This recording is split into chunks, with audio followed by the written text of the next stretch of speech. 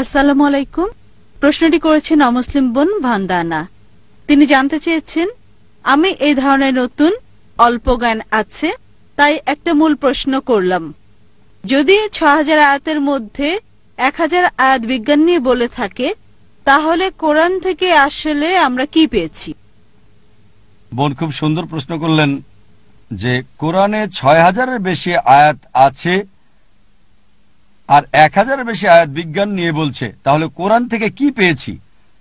বোন, আমি লেকচারে বলেছি এর উত্তরটা যে আমাদের আসল পাওয়া হচ্ছে তাওহীদ, এক ঈশ্বরে বিশ্বাস করা, কেবল তার ইবাদত করা, অন্য কারো নয়।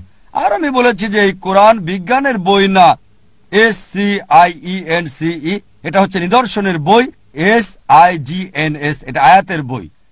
কোরআন হচ্ছে সেই বই যা আপনাকে দেখিয়ে দিবে কিভাবে জীবনযাপন করবেন। যখন শ্রী শ্রী রবিশঙ্করের সাথে বিতর্ক করেছিলাম, বলেছি যে আর্ট অফ লিভিং এর সেরা বই হচ্ছে এটা। আর্ট অফ লিভিং এর উপর যদি কোনো সেরা বই থাকে সেটা হচ্ছে কোরআন। আর্ট অফ লিভিং এর উপর সবচেয়ে সেরা বই, আর এর সদস্য সংখ্যা ১.৩ মিলিয়নেরও বেশি মানুষ। এই বই জীবন চালানোর পথ বলে দেয়। অনেক সময় দেখা যায় যে কোরআনের একটা আয়াতের অনেক অর্থ হতে পারে, কারণ কোরআন হচ্ছে আল্লাহ সুবহানাহু ওয়া তাআলার বাণী।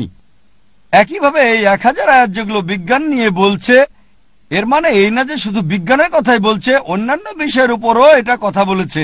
এটাই কোরআনের সৌন্দর্য।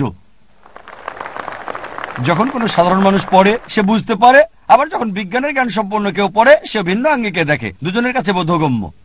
এটা কোরআনের সৌন্দর্য। এর মানে এই না যে কোরআন বিজ্ঞানের বই। হ্যাঁ, তবে একটা এত কোরআনে নেই যা প্রতিষ্ঠিত বিজ্ঞানের বিরোধিতা করে, কারণ এটা আল্লাহ সুবহানাহু ওয়া তাআলার সর্বশক্তিমান স্রষ্টার বই। তাই এটা পথনির্দেশের বই, কিভাবে জীবন চালাতে হবে। এটা মানুষকে এক আল্লাহতে বিশ্বাস করতে শেখায়, কিভাবে ইবাদত করতে হবে, কিভাবে জীবন চালাবেন, খুঁটিনাটি সব, বন্টন করবেন কিভাবে, আর কোন কোন নিষিদ্ধ জিনিস থেকে বিরত থাকতে হবে, এগুলো সব বলে দিয়েছে কোরআন। আশা করি উত্তরটা পেয়েছেন।